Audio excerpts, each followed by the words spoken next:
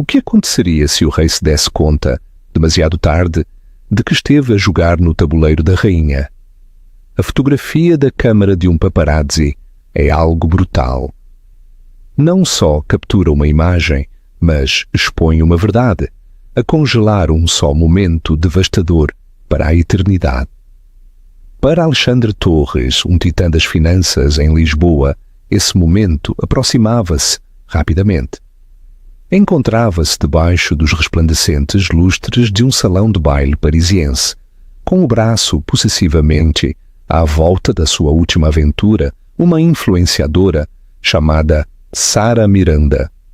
Acreditava ser o rei do seu universo, a orquestrar uma vida secreta perfeita, mas do outro lado da cidade, numa suíte tranquila e elegante, a sua esposa grávida, Gabriela, revia a lista de convidados para o mesmo evento a que ele assistia, um evento que, em segredo, era da sua propriedade.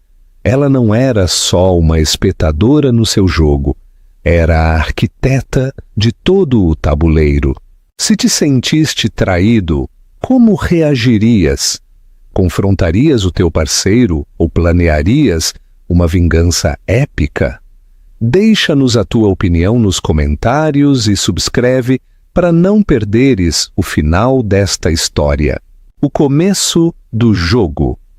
O silêncio no sótão de luxo de Alexandre e Gabriela na Avenida da Liberdade, Lisboa, era um tipo de silêncio particular. Não era pacífico, mas estava carregado com as coisas que não se diziam. Aderia aos móveis minimalistas e ressoava nas janelas que davam para a cidade. Dessa altura, Lisboa parecia um circuito, uma rede complexa de luzes a piscarem e vidas interligadas. Para Gabriela, sentia-se como uma jaula, embora uma linda mente dourada. Aos 32 anos, Gabriela Valente de Torres possuía uma graça serena que muitas vezes se confundia com fragilidade. Tinha nas suas veias o sangue da alta sociedade, do tipo que não precisa de se anunciar. A sua família, os Valente, tinha construído a sua fortuna em têxteis europeus, um legado de arte e astúcia comercial que ela tinha herdado por completo. Mas quando se casou com Alexandre Torres há 5 anos, voluntariamente, tinha-se retirado, a permitir que o seu sucesso no mundo dos fundos de investimento se convertesse no centro das atenções. Ele era o Sol e ela, ele assumia, era um planeta contente por orbitá-lo. Ele estava enganado. Ultimamente, a distância entre eles tinha crescido de uma fissura para um abismo. O trabalho de Alexandre tinha se convertido numa fortaleza impenetrável. As noites longas já não eram só longas, eram noites inteiras. As viagens de negócios que antes se discutiam, agora se anunciavam. A última era uma semana em Paris. É o empurrão final para a aquisição da empresa Dervé, tinha dito ele, a afrouxar a gravata enquanto entrava na sua imensa suíte. Não olhou para ela. Os seus olhos já estavam no seu telemóvel. É absolutamente crítico. Estarei em reuniões dia e noite. Gabriela sentou-se na borda da sua cama, com uma mão a descansar protetoramente sobre a suave curva da sua barriga. Aos 4 meses de gravidez, a realidade da nova vida que carregava era uma fonte de alegria profunda e de uma vulnerabilidade aterrorizante. Paris, usando o apelido, uma relíquia de um tempo em que soava a carinho, não a desprezo. Ele atirou o seu casaco sobre uma cadeira. Já sabes como é isto. Ela sabia, e sabia muito bem. Também sabia que Dervé não tinha operações significativas em França. A sua sede estava em Milão, e ela sabia que a Semana da Moda de Paris começava em 3 dias. As peças encaixaram com uma certeza doentia e familiar. Tinha visto os sinais durante meses, o cheiro de um perfume que não era o seu, a forma como ele afastava o telemóvel, os extratos do cartão de crédito por presentes que ela nunca recebeu, uma pulseira da Cartier, uma reserva num restaurante para dois. E depois estavam os sussurros nas redes sociais, as mensagens anônimas de bons samaritanos, com capturas de ecrã, de uma influenciadora chamada Sara Miranda, uma loira lindamente insípida que parecia estar a viver uma vida paralela ao horário de viagens de Alexandre. A última publicação de Sara era uma foto de uma só rosa de caule comprido sobre um fundo de lençóis de seda. A legenda era: Paris é sempre uma boa ideia. Mal posso esperar por uma semana de magia. Em vez de se sentir abençoada, Gabriela sentiu que o frio pânico se misturava com uma onda de fúria. Não era só a traição, era o insulto à sua inteligência. A sério pensava que ela era tão ingênua que só era a esposa silenciosa e ornamental, contente de arranjar flores e planear galas de caridade enquanto ele construía o seu império e o seu harém. Ele tinha esquecido quem ela era. Tinha esquecido o sangue valente que corria pelas suas veias. Enquanto Alexandre construía a sua fortuna com aquisições públicas, Gabriela tinha estado a gerir a sua em silêncio. Depois da morte do seu pai 2 anos antes, ela tinha herdado todo o fundo fiduciário da família Valente. Era uma carteira substancial, gerida com o tipo de discrição que fazia com que a fanfarronice de Wall Street parecesse desajeitada. Ela operava através de uma empresa de investimento chamada Veritas Capital, um nome tão antigo e discreto que passava despercebido a todos. Para o mundo, Gabriela Torres era simplesmente a esposa de um financeiro. Para uns poucos eleitos, ela era GB, a força silenciosa e decisiva por trás da Veritas. A Veritas Capital tinha feito recentemente um investimento muito significativo e muito discreto. Tinham se convertido no único patrocinador financeiro para o regresso da coleção de Clara Volkoff, uma designer brilhante, mas volátil, que tinha desaparecido da cena anos atrás. O desfile de Volkoff estava programado para ser o evento mais esperado e exclusivo da Semana da Moda de Paris. Gabriela não só tinha investido dinheiro, tinha investido a sua fé no talento cru e indomável de Clara. Tinha passado os últimos 6 meses a trabalhar através de videochamadas e e-mails encriptados com Clara e Sebastião, a planear meticulosamente cada detalhe do desfile que não só relançaria uma carreira, mas que solidificaria a posição da Veritas como mecenas da verdadeira arte. Alexandre não sabia nada sobre isso. Ele via a sua herança como um ninho de pássaro, algo com que ela podia brincar. Não fazia ideia de que o seu patrimônio poderia engolir todo o seu fundo de investimento sem rastro de indigestão. Enquanto ele terminava de arrumar a sua mala, demasiadas camisas informais para uma aquisição crítica, Gabriela tomou uma decisão. A tranquila tristeza que a tinha envolvido durante meses começou a solidificar-se em algo mais duro, algo com uma borda afiada e implacável. Não o confrontaria, não choraria, nem gritaria, nem lhe atiraria a traição à cara. Essa era a reação que ele esperava da mulher que acreditava conhecer. Em vez disso, ela deixá-lo-ia caminhar diretamente para o seu mundo, um mundo que ele nem sequer sabia que existia. Deixá-lo-ia ter a sua pequena fantasia na cidade das luzes. E depois, nos seus termos, no seu cenário, ela queimá-lo-ia tudo até aos alicerces.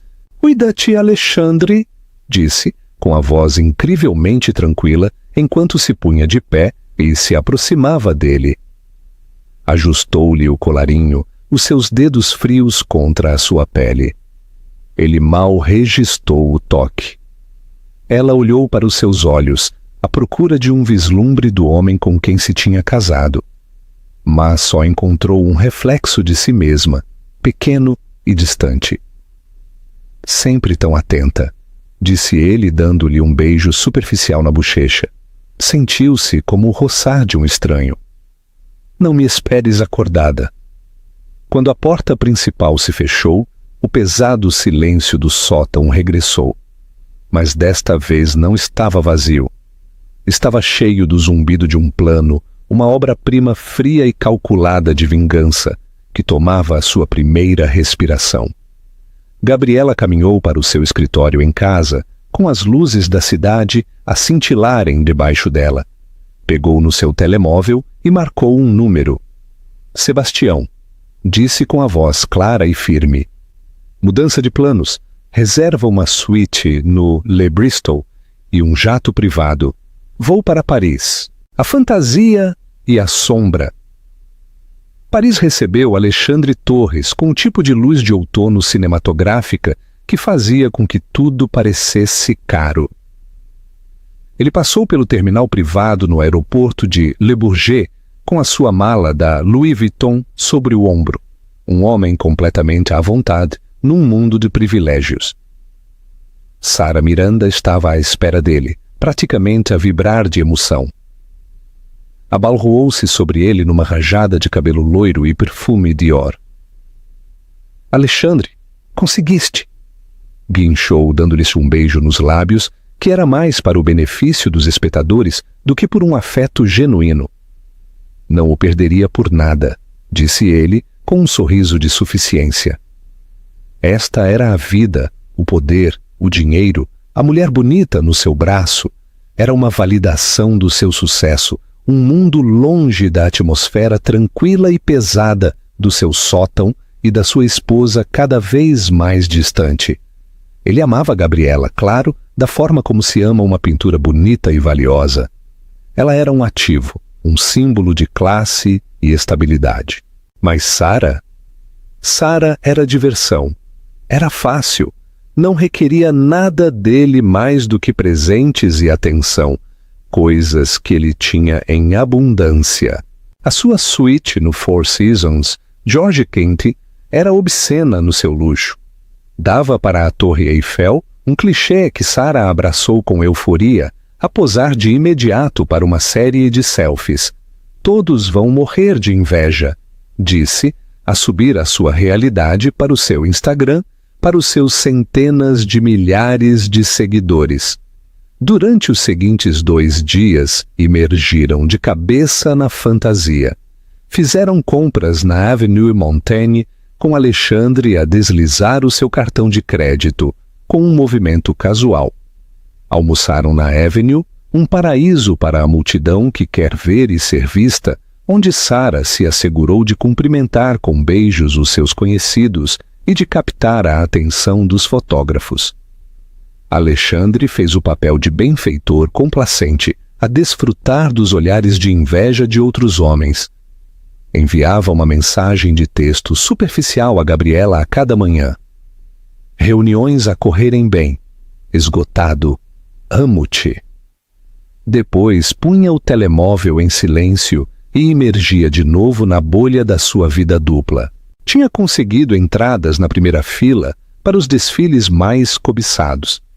Para ele e Sara, esta semana tratava-se de serem vistos, de consolidarem o seu status, o dele como um magnata, o dela como um ícone de estilo. O pináculo, a entrada que todos ansiavam, era o desfile de Clara Volkov. Era a conversa da cidade, uma história de regresso envolvida em mistério. Ninguém sabia quem a patrocinava, só que o orçamento era astronômico e rumores diziam que a coleção seria revolucionária. Alexandre fez com que o seu assistente movesse todos os cordéis possíveis para conseguir 2 lugares. Era um movimento de poder, uma declaração de que ele podia conseguir o que quisesse.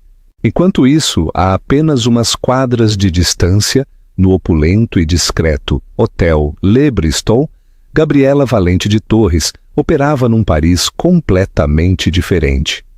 Tinha chegado num jato privado umas horas depois de Alexandre a entrar na cidade sem ser vista. A sua suíte era tranquila, elegante e tinha se transformado num centro de comando. Sebastião Lourenço, um homem distinto de 60 e poucos anos, com cabelo prateado e a calma inquebrável de um mestre de xadrez, já estava lá à espera com uma pilha de arquivos. "Tudo está em ordem, chefe", disse a entregar-lhe um tablet. "A Clara está no seu pânico artístico habitual, o que é um bom sinal. O lugar está assegurado. A lista de convidados está finalizada." Gabriela, vestida com um cômodo pijama de seda, não se parecia em nada com a esposa de sociedade que Alexandre imaginava. Estava concentrada, com os olhos agudos, enquanto varria os documentos. Não havia rasto da mulher com o coração partido que tinha sido dias atrás. Em seu lugar, havia uma valente, uma líder, uma estratega. A gravidez não a tinha suavizado, tinha forjado um novo tipo de aço dentro dela.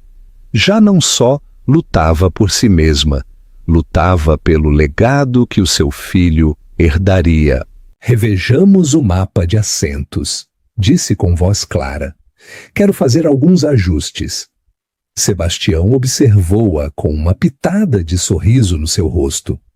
Tinha conhecido Gabriela desde que era uma menina, a seguir o seu pai nas suas fábricas têxteis. Tinha visto este fogo nela antes, este meticuloso gênio estratégico. Alexandre Torres tinha cometido o erro clássico de todo o homem arrogante. Tinha confundido a quietude com a fraqueza. Durante os seguintes 2 dias, enquanto Alexandre e Sara publicavam as suas façanhas parisienses no Instagram, Gabriela era um fantasma na máquina, a orquestrar uma subtil campanha de guerra psicológica. Começou com pequenas coisas. Alexandre tinha reservado uma mesa específica no Le Cinq, o restaurante de 3 estrelas Michelin do hotel, para a noite do seu aniversário de namoro. A reserva perdeu-se misteriosamente. Foi-lhes oferecida uma mesa menor perto da cozinha. Alexandre, acostumado a ser bajulado, ficou furioso. No dia seguinte, um arranjo floral personalizado que Sara tinha elogiado online, destinado à sua suíte, foi acidentalmente entregue ao quarto de uma influenciadora rival que rapidamente publicou um agradecimento ao remetente anônimo, o que provocou uma pequena disputa nas redes sociais. Eram alfinetes, pequenas chatices, desenhadas para desfiar os bordos da fantasia perfeita de Alexandre. Gabriela monitorizava tudo desde a sua suíte, com uma faísca de satisfação no seu rosto. Via as publicações de Sara, as imagens de alegria cuidadosamente construídas, e sentia uma fria pena pela rapariga. Era um peão, uma distração temporal. A verdadeira batalha era entre Gabriela e o homem que tão gravemente a tinha subestimado. Uma tarde, a sentir a necessidade de um pouco de ar, Gabriela e Sebastião decidiram jantar num pequeno e discreto bistrô que o seu pai tinha amado no bairro de Le Marais. Enquanto se sentavam num canto afastado, a campainha sobre a porta tocou. O sangue de Gabriela gelou. Alexandre e Sara entraram. Estavam a rir, com o braço dele à volta dos ombros dela. Não a tinham visto. O pânico apoderou-se de Gabriela por uma fração de segundo. O seu instinto era fugir, esconder-se. Mas depois olhou para Sebastião, cuja expressão permaneceu perfeitamente neutra. Simplesmente levantou o seu menu a criar um pequeno ecrã. Gabriela respirou fundo, o seu coração a martelar contra as suas costelas. Segurou o seu próprio menu, com as mãos a tremer. A olhar por cima do bordo, observou-os. Viu como Alexandre lhe tirava a cadeira, a Sara, a imagem de um cavalheiro. Viu como ele se inclinava e lhe sussurrava algo ao ouvido que a fazia rir.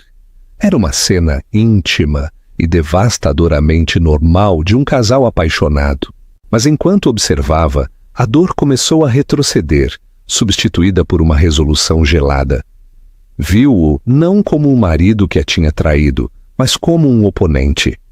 Analisou os seus movimentos, as suas expressões. Ele era descuidado, era arrogante. Estava tão seguro da sua própria astúcia que não podia imaginar um mundo em que não tivesse o controle total. Estava sentado a menos de 6 metros da mulher que tinha a sua vida pública e profissional na palma da sua mão. E era completamente alheio a isso. É um tolo, querida, murmurou Sebastião, sem levantar o olhar do seu menu. Gabriela baixou o seu lentamente, o seu olhar fixo no seu marido. Uma leve e fria sorriso tocou os seus lábios.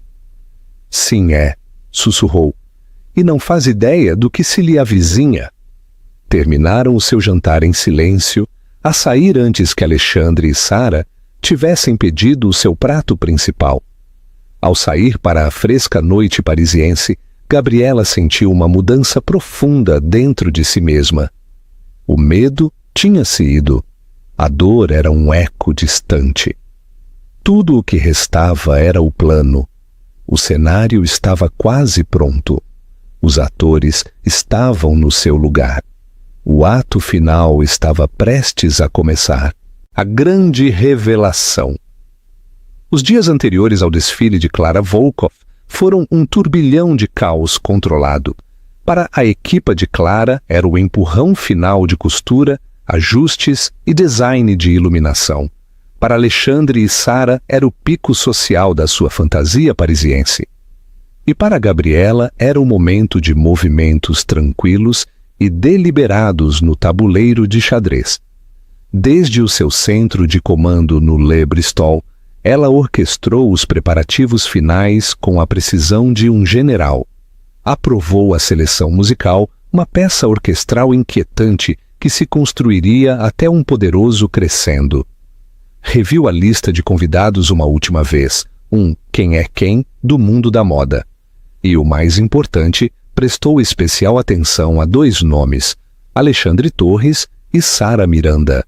As suas entradas, originalmente conseguidas pelo assistente de Alexandre, depois de uma série de chamadas agressivas, eram para os assentos A1 e A2, na primeira fila, os melhores assentos da sala, diretamente na linha de visão dos fotógrafos da passarela. Gabriela olhou para o mapa de assentos digital com um leve sorriso nos seus lábios. Sebastião, chamou com voz tranquila, preciso de uma pequena mudança nos assentos. Claro, chefe, disse ele. Muda o Sr. Torres e a sua convidada da A1 e A2 para a A11 e A12. Sebastião levantou uma sobrancelha. Isso continua a ser primeira fila, mas está no extremo. Os fotógrafos de imprensa raramente se concentram lá. Considera-se menos prestigiado. Exato, disse Gabriela. Será visto, mas não será o centro das atenções. Quero que sinta uma ligeira picada, uma confusão. Quero que se pergunte por que um homem da sua altura foi empurrado para o lado. Deixa-o consumir-se no seu próprio ego. A mudança foi feita com uns poucos toques tranquilos. Foi um ato subtil de sabotagem, um prelúdio ao evento principal. Alexandre recebeu a confirmação da entrada atualizada por e-mail.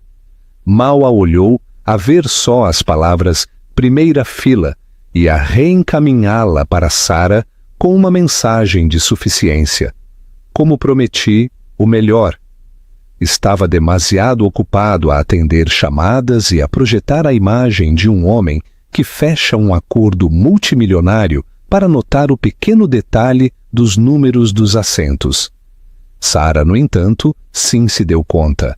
Como influenciadora, a moeda do seu mundo era a proximidade ao poder e a lente da câmara. Os assentos A1 e A2 eram um bem imóvel de primeira. A11 e A12 eram aceitáveis, mas não a declaração que lhe tinha sido prometida.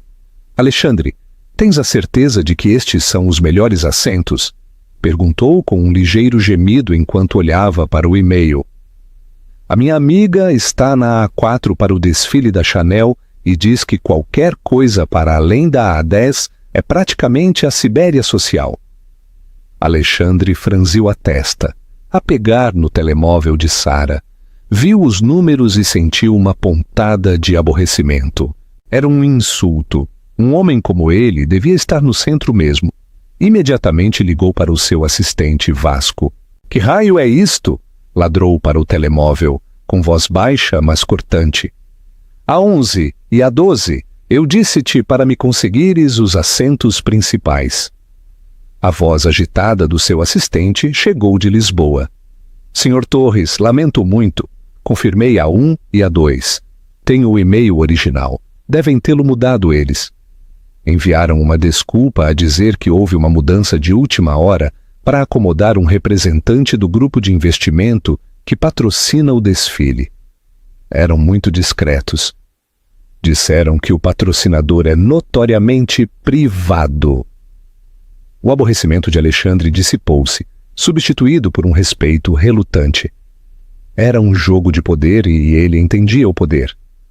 Pode ser que não estivesse no centro, mas continuava na primeira fila. Foi um revés menor. Bem, espetou a desligar. Virou-se para Sara, a sua confiança restaurada. Um pequeno erro administrativo.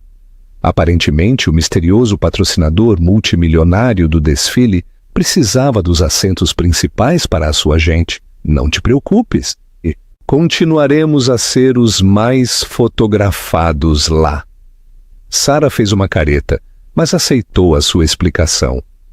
O ângulo do misterioso patrocinador multimilionário, pelo menos, era uma boa história para contar aos seus seguidores. O incidente foi uma pequena vitória para Gabriela. Tinha plantado com sucesso a primeira semente de dúvida na inexpugnável segurança de si mesmo de Alexandre. E tinha-o feito de longe, sem mostrar a sua mão. No dia anterior ao desfile, surgiu um problema mais significativo. Sebastião chegou à suíte de Gabriela com uma expressão preocupada. Temos um problema, disse. A Clara ameaça retirar a peça final. A testa de Gabriela franziu-se. A peça final era a obra-prima da coleção. Um intrincado vestido com contas à mão que tinha demorado mais de 800 horas a ser criado. Era o núcleo emocional e artístico de todo o desfile. Por quê? Perguntou Gabriela. Diz que é demasiado pessoal, demasiado revelador. Está a ter uma crise de confiança. Encerrou-se no seu estúdio e não fala com ninguém. Isto não era um simples arranjo de assentos. Isto poderia pôr em perigo todo o evento, um investimento de milhões de euros e horas incontáveis. A antiga Gabriela teria entrado em pânico, teria cedido perante Sebastião. Mas a nova Gabriela pôs-se de pé. A sua resolução endureceu. Prepara o carro, disse. Falarei com ela eu mesma. Chefe, tens a certeza? A investidora sempre se manteve no anonimato. É parte do mistério. O mistério não importará se não houver desfile, replicou ela. A Clara não precisa de saber que eu sou Gabriela Torres. Só precisa de conhecer a GB da Veritas Capital. O estúdio de Clara Volkoff era uma explosão caótica de criatividade. Rolos de tecido, esboços e peças a meio de terminar estavam espalhados por todo o lado. Clara era uma mulher de uns 40 e poucos anos, com o cabelo vermelho e olhos que ardiam com uma intensidade feroz e instável. Estava sentada no chão, rodeada de esboços deitados fora, uma garrafa de vodka sobre a mesa. Não consigo fazê-lo, disse com voz rouca, sem sequer olhar para Gabriela. Esse vestido é tudo o que eu sou. É o meu fracasso, a minha esperança, a minha alma inteira. Enviá-lo para essa passarela para que o julguem esses abutres, não consigo. Gabriela entrou lentamente na sala, a sua presença tranquila e centrada. Não fez sermão nem deu ordens. Ajoelhou-se com movimentos cuidadosos devido à sua gravidez e recolheu um esboço do vestido final. É a coisa mais bonita que já vi na minha vida, Clara, disse com suavidade. Clara levantou o olhar, os seus olhos cheios de uma mistura de suspeita e desespero. O que saberias tu? Só és o dinheiro. Sou mais do que isso, disse Gabriela com o olhar firme. A minha família tem estado no negócio têxtil há mais de um século. Cresci com tecidos e fios. Sei o que é preciso para criar algo como isto. Isto não é só um vestido. É uma ressurreição. Fez uma pausa, a deixar que a palavra flutuasse no ar.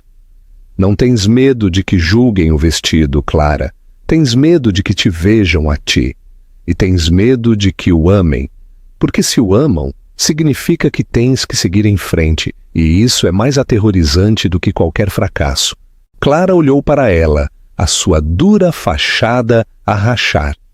Gabriela tinha visto através do seu passado, do temperamento artístico ao medo cru que havia por baixo. Nesse momento, Gabriela não era uma cliente ou uma investidora. Era uma alma gêmea, uma mulher que também entendia o que significava esconder-se, ter medo e finalmente decidir sair à luz. O mundo precisa de ver isto, Clara, continuou Gabriela, com a voz cheia de uma força tranquila. Tu precisas de o ver. Precisas de ver esse vestido a caminhar pela passarela e recordar quem tu és. As lágrimas brotaram dos olhos da designer. Assentiu lentamente. Uma capitulação silenciosa. A crise tinha sido evitada. Ao sair do estúdio, Gabriela sentiu uma sensação de poder que não tinha nada a ver com o dinheiro ou a vingança.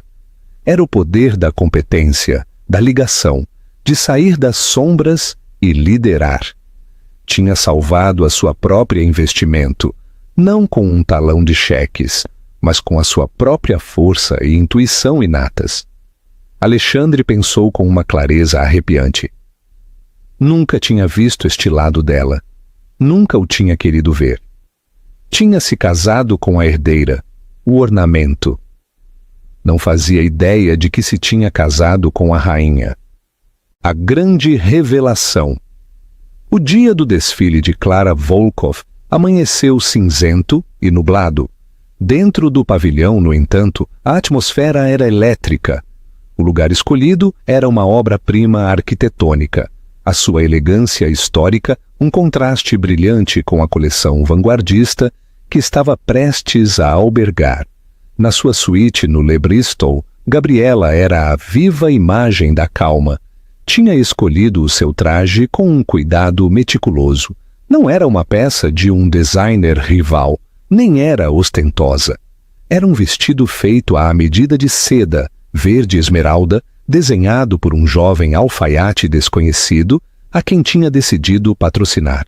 O vestido era simples, elegante e adaptava-se à sua gravidez, a acentuar a suave curva da sua barriga em vez de a ocultar.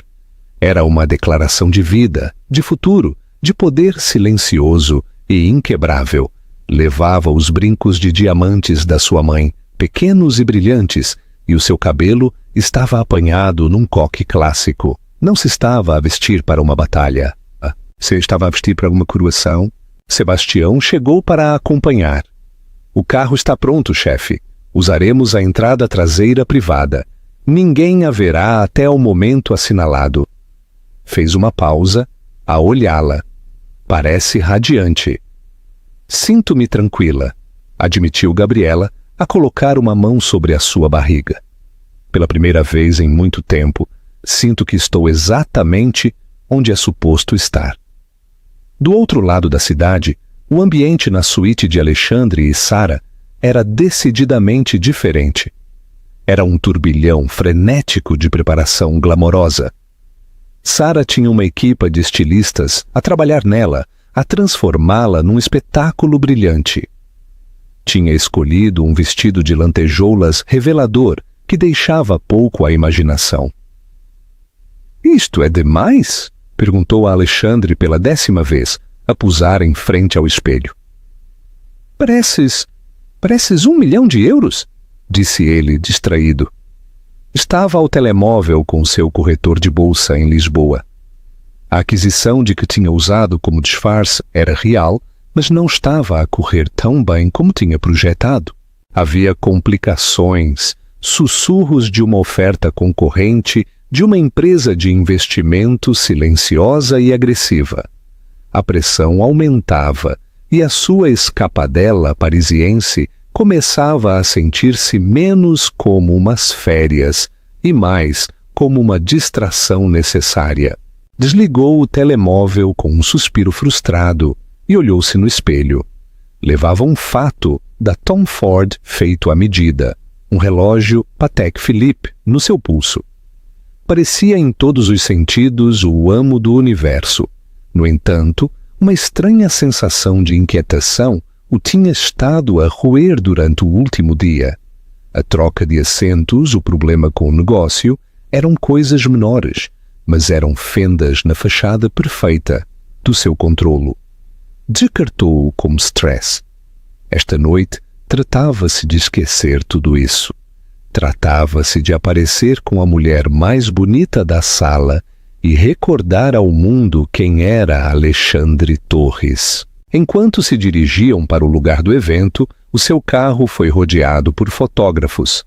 Sara deleitou-se com isso, a sorrir e a posar, enquanto Alexandre mantinha um olhar de aborrecida indiferença, uma máscara de poder cuidadosamente cultivada. Fizeram a sua grande entrada, os flashes a explodirem à sua volta. Eram o casal do momento, uma encarnação ambulante de riqueza e glamour. Encontraram os seus assentos, A11 e A12. A mandíbula de Alexandre ficou ligeiramente tensa ao ver que os assentos do centro, A1 a A4, ainda estavam vazios, marcados com um simples e discreto cartão de reservado. Quem eram estas pessoas tão importantes que podiam chegar depois de todos os outros? As luzes começaram a atenuar-se. Um silêncio caiu sobre a multidão. O ar estalava de antecipação. Alexandre pôs o seu braço à volta de Sara, a puxá-la para mais perto. Inclinou-se e sussurrou: "Desfruta do desfile. Eu comprei-te isto." Era uma mentira, claro, mas era o tipo de mentira que ele sabia que ela queria ouvir. Nos bastidores, Gabriela estava parada nas sombras. Podia ver a audiência, um mar de rostos expectantes iluminados pelo resplendor dos seus telemóveis. Viu Alexandre e Sara, as suas cabeças juntas, um quadro perfeito da sua traição. Uma pontada da velha dor a atravessou, afiada e repentina. Foi o último suspiro da mulher que costumava ser. Respirou fundo, a reprimiu e a substituiu com uma clareza fria e dura. Clara Volkov parou ao seu lado, com as mãos a tremer. "Não consigo acreditar que isto esteja a acontecer", sussurrou. "Ganhaste-o", disse Gabriela, dando ao seu braço um suave aperto. "Agora vai e cumprimenta quando chegar o momento. Serás brilhante." As primeiras notas inquietantes da partitura orquestral começaram a soar. A primeira modelo saiu para a passarela. O desfile de regresso de Clara Volkov tinha começado, e com ele a contagem decrescente final para a queda de Alexandre Torres. A tempestade tinha chegado. O desfile não foi só uma coleção de roupa. Foi uma sinfonia de tecidos e formas. Clara Volkov, impulsionada por anos de criatividade reprimida e agora encorajada pela fé de Gabriela, tinha criado uma obra-prima. As primeiras peças eram escuras e estruturadas, maravilhas arquitetônicas de lã e couro que falavam de confinamento e luta. A audiência ficou cativada, a conversa habitual e o uso do telemóvel substituídos por um silêncio reverente. Alexandre, apesar de si mesmo, estava impressionado. Reconhecia uma boa investimento quando havia. O trabalho artesanal era impecável, a visão era singular. Fez uma nota mental para que o seu assistente averiguasse quem estava por trás do dinheiro desta Clara. Poderia haver uma oportunidade ali. Ao seu lado, Sara filmava cada look para a sua história do Instagram, a fornecer comentários insossos. À medida que o desfile avançava, a coleção transformou-se. As silhuetas escuras e rígidas suavizaram-se, a dar lugar a sedas fluidas e ricos veludos em tons de safira, ametista e, finalmente, um triunfante ouro brilhante. Era uma narrativa de ressurgimento, de libertar-se. A tensão na sala construiu-se com a crescente partitura orquestral, cada look mais impressionante do que o anterior. Gabriela observava desde as sombras o seu coração inchado de orgulho por Clara. Mas também estava a observar Alexandre. Viu o seu olhar de avaliação, a forma como a sua mente calculava oportunidades. Ele via o desfile como uma mercadoria, uma possível aquisição. Não tinha o conceito da alma que se tinha derramado nisso. Era um predador, e todo este mundo que ela tinha construído era para ele só outro coto de caça. Depois veio o final. A música suavizou-se para uma única melodia inquietante de violoncelo. Uma arfada coletiva percorreu a audiência quando a modelo final saiu para a passarela. Levava o vestido, o que tinha demorado 800 horas a ser criado, o que Clara quase retira. Era uma coluna de seda azul noite, tão densamente adornada à mão com cristais e pérolas que parecia absorver a luz e refletir um campo de estrelas. Movia-se como a noite líquida, um corpo celeste trazido à terra. Era uma obra de arte, pura e simples. A modelo parou no final da passarela, e por um momento o mundo inteiro pareceu parar. Depois, a sala explodiu. O aplauso foi ensurdecedor, um rugido de aprovação e assombro. A gente estava de pé. O cintilar das câmaras era agora um estroboscópio cego e frenético. Alexandre também estava a aplaudir, com um amplo sorriso de apreço no seu rosto. Incrível, murmurou a Sara. Absolutamente incrível. Enquanto a modelo se retirava, uma visivelmente oprimida, Clara Volkov foi empurrada para a passarela pela sua equipa. As lágrimas corriam pelo seu rosto enquanto cumprimentava. Levantou as mãos para pedir silêncio e, lentamente, a sala acalmou-se. Obrigada, disse com voz quebrada pela emoção. Obrigada a todos por estarem aqui.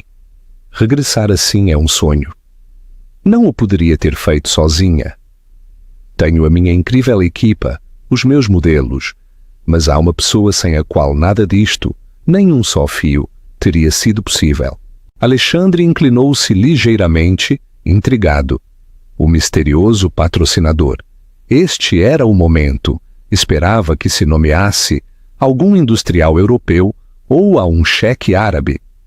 Esta pessoa me encontrou quando eu tinha perdido a fé em mim mesma, continuou Clara, com a voz cada vez mais forte.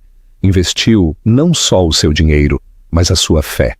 Exigiu excelência, mas fê-lo com graça e uma profunda compreensão da alma artística.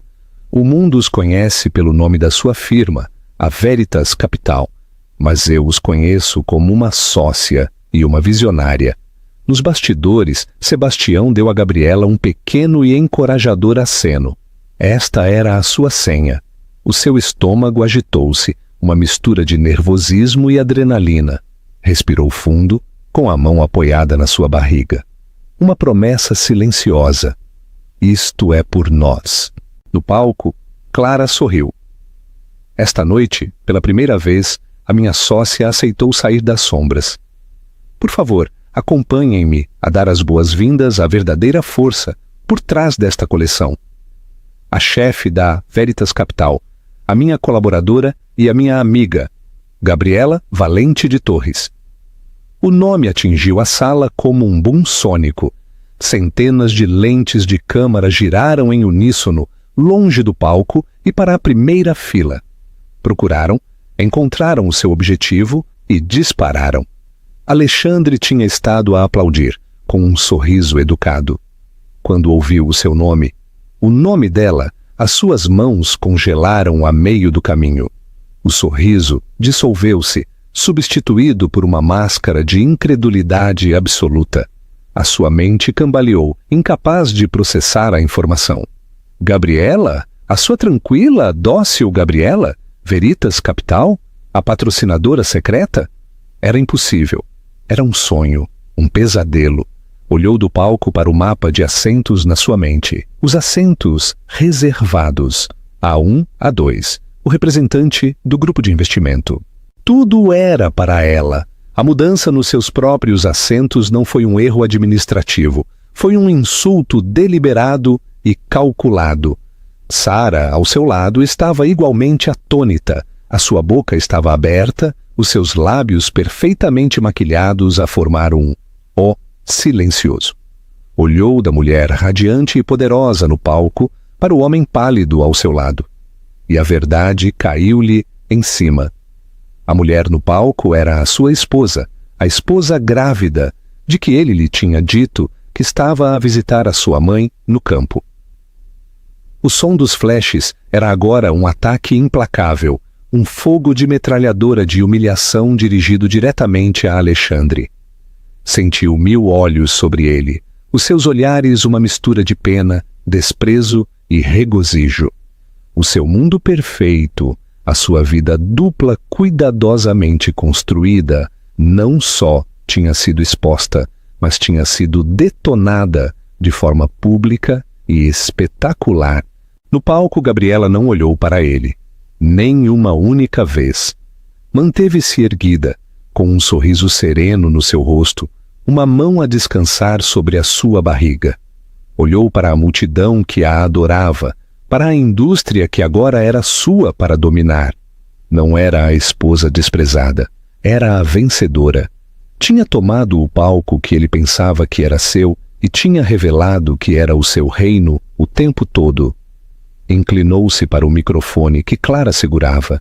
A verdadeira arte merece ser vista, disse com a voz firme e clara. E a verdadeira força muitas vezes encontra-se nos lugares onde menos se espera. As suas palavras eram para a audiência, mas a sua mensagem era para um só homem. Foi uma declaração de independência, um cheque-mate final e devastador. Sob o resplendor dos holofotes, Alexandre Torres finalmente viu a sua esposa por quem ela era realmente, e no mesmo instante deu-se conta de que o tinha perdido tudo, as consequências e a redenção. O caos que explodiu depois do discurso de Gabriela foi total. O desfile já não era a história. Os Torres eram-no. Os seguranças esforçaram-se por manter a ordem, enquanto os jornalistas e bloggers se abalroavam para a primeira fila. Sr. Torres, qual é a sua reação? É a sua esposa a investidora secreta? Sara, a senhora sabia que o Sr. Torres era casado? Alexandre estava congelado no seu assento, os flashes a refletirem nos seus olhos. Era uma estátua num furacão que ele mesmo tinha provocado. Sara, a recuperar os seus sentidos primeiro, fez a única coisa que sabia fazer. Fugiu. À procura da sua mala, abriu caminho através da multidão, o seu rosto uma máscara de horror e humilhação. Era um dano colateral, uma nota de rodapé que já estava a ser escrita. Alexandre finalmente moveu os seus membros, rígidos e robóticos. O seu único pensamento era chegar a Gabriela, falar com ela, controlar a narrativa, arranjar isto. Abriu caminho para o palco, mas um muro de seguranças se materializou, a bloquear o seu caminho. Eram homens grandes com fatos impecáveis, educados mas inamovíveis. Preciso de ver a minha esposa, rosnou com voz rouca. A senhora Torres não está disponível neste momento, senhor, disse o chefe de segurança. Atrás deles, Sebastião Lourenço apareceu, o seu rosto uma máscara de fria desilusão. Alexandre, disse, a usar o seu nome de batismo, uma clara e deliberada violação do decoro profissional. Acho que causaste alvoroço suficiente. É hora de ires. Sebastião, tu estás nisto. Alexandre sentiu uma nova onda de traição. Este homem tinha sido uma figura paterna para Gabriela durante anos. Agora olhava para ele com os olhos frios de um carrasco. "Trabalho para a chefe da Veritas Capital", declarou Sebastião simplesmente. "E a minha empregadora solicitou que fosse escoltado para fora das instalações." A humilhação ardeu em Alexandre. Ser expulso do evento da sua própria esposa era uma indignidade que mal podia compreender. Derrotado, permitiu que os guardas o guiassem por uma saída lateral. O ar sentia-se escasso e ele tinha dificuldade em respirar. O seu telemóvel vibrava incessantemente no seu bolso, um zumbido frenético de mensagens e chamadas perdidas dos seus sócios e da sua equipa de relações públicas em Lisboa. A história já estava online. A esposa do titã financeiro Alexandre Torres, revelada como uma magnata da moda secreta, numa impactante revelação pública. Os títulos eram brutais, a pintá-lo como um tolo e um trapaceiro. Regressou ao Four Seasons para encontrar a sua suíte de fantasia despojada de toda a sua magia. As coisas de Sara já não estavam lá. Estava sozinho. Tentou ligar a Gabriela, mas a chamada foi diretamente para a caixa de voz. Enviou-lhe uma série frenética de mensagens. "Gabi, temos que falar. Isto é um mal-entendido. Posso explicar tudo. Por favor, liga-me." Silêncio. Serviu-se de um grande uísque e ligou a televisão. Cada canal de notícias francês, cada programa de estilo internacional liderava com a história. Mostravam o clipe de Gabriela na passarela, aparecer régia e poderosa. Depois cortavam para uma tomada granulada e ampliada do seu rosto. A sua expressão de choque, um meme perfeito da sua queda. Mostravam a fuga de pânico de Sara. Estavam a dissecar a sua vida, o seu casamento, a sua infidelidade, para que o mundo os visse. Uma hora mais tarde bateram à sua porta. Abriu-a com força, à espera que fosse Gabriela. Era um gerente do hotel, ladeado por 2 empregados. "Senhor Torres", disse o gerente, "foi-nos informado que a reserva desta suíte foi cancelada. A fatura foi paga na sua totalidade pela Veritas Capital. Claro, podemos conseguir-lhe outro quarto com a tarifa padrão." Alexandre olhou para ele atônito. Ela estava a expulsá-lo, não só do seu evento, mas da sua própria suíte de hotel. Uma suíte que ele pensava que tinha pago. Deu-se conta de que o cartão de crédito que tinha estado a usar era um cartão suplementar de uma conta controlada pelo fundo fiduciário da sua família. Ele tinha estado a financiar a sua aventura com o dinheiro dela. A humilhação era tão profunda que era quase física. Sentiu-se doente. Arrumou as suas malas atordoado e registou-se num quarto padrão, uma caixa estéril e anônima que se sentia como uma cela de prisão. Finalmente, o seu telemóvel tocou com um e-mail. Não era de Gabriela. Era da sua advogada, um nome que ele reconheceu de uma das sociedades de advogados de divórcio mais formidáveis de Lisboa. O e-mail era curto e brutalmente eficiente. Informava-o de que se estavam a iniciar os procedimentos de divórcio por adultério. Afirmava que, segundo o seu acordo pré-nupcial, o qual ele tinha insistido em assinar para proteger os seus ativos, qualquer infidelidade da sua parte anularia a divisão de ativos a favor dela. Detalhava como a sua aventura pública com a senhora Miranda, agora documentada globalmente, constituía uma violação inegável. Anexou-se uma folha de termos. Não era uma negociação, era um documento de rendição. Ela não só o estava a deixar, estava a desmantelar sistematicamente o império que ele pensava que era seu, a Veritas Capital.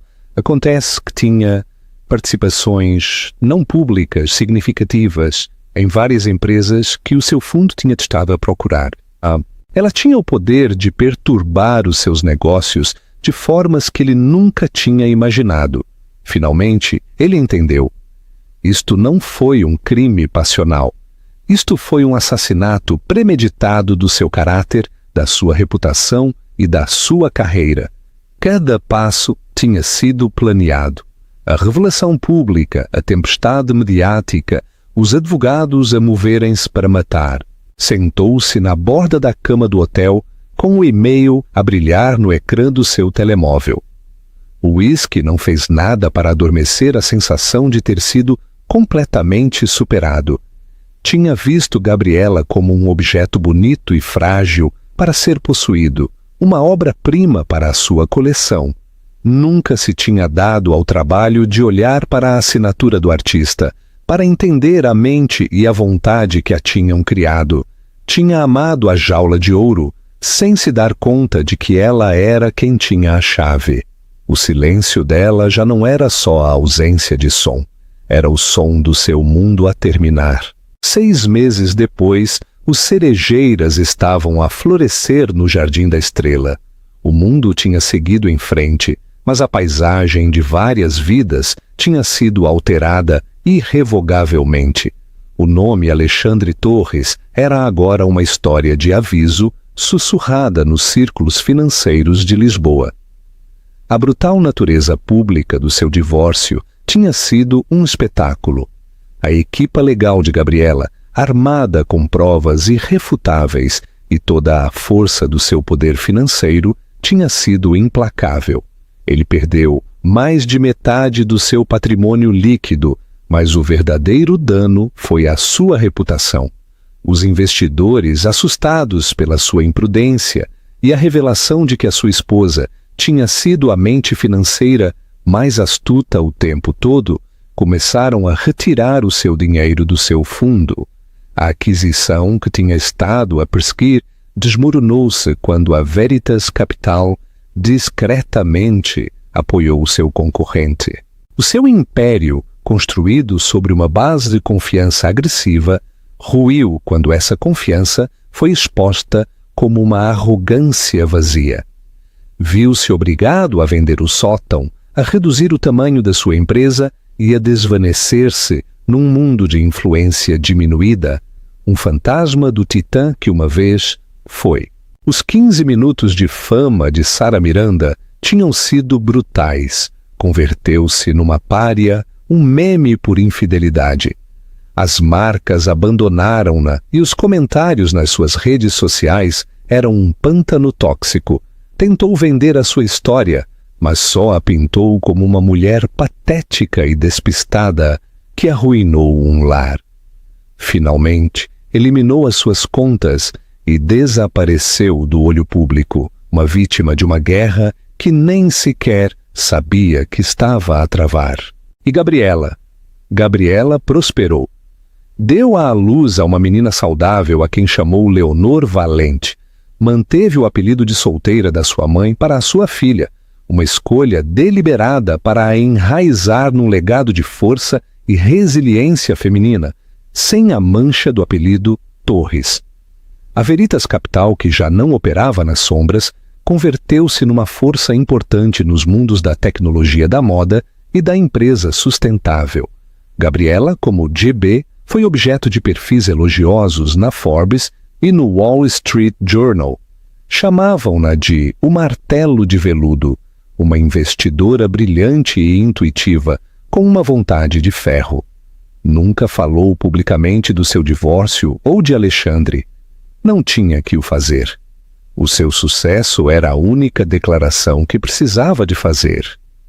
Mudou-se do sótão frio e minimalista e comprou uma casa histórica no bairro de Salamanca, a enchê-la de calidez, arte e o feliz balbuciar da sua filha.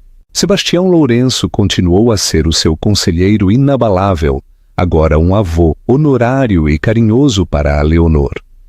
Clara Volkoff, com a sua carreira ressuscitada, converteu-se numa das amigas mais próximas de Gabriela. Numa brilhante tarde de primavera, Gabriela estava a passear a Leonor num carrinho por uma parte tranquila do parque. O sol era quente no seu rosto. Sentiu uma profunda sensação de paz, uma plenitude que não sabia que era possível. A sua vida não era o que tinha planeado, mas era sua, construída pelas suas próprias mãos e nos seus próprios termos. Quando dobrou uma esquina, viu-o. Alexandre estava sentado sozinho num banco do parque, a parecer mais velho, mais pequeno. Levava uma simples camisola de polo e calças, muito longe da sua antiga armadura, de fatos feitos à medida.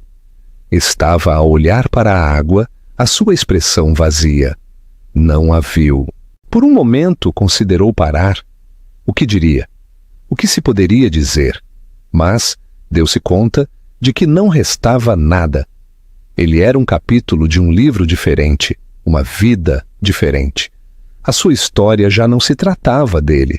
Tratava-se da pequena menina a dormir no carrinho em frente a ela.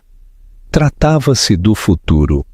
Com uma tranquila sensação de finalidade, ajustou a manta à volta de Leonor e continuou o seu caminho, a afastar-se do homem no banco e em direção ao sol brilhante da sua nova vida. Ela não só tinha sobrevivido à sua traição, tinha usado o seu fogo para forjar um legado novo, mais forte e mais bonito para si mesma e para a sua filha. O verdadeiro poder não reside no ruído que fazes, mas nos movimentos estratégicos e silenciosos que mudam todo o jogo.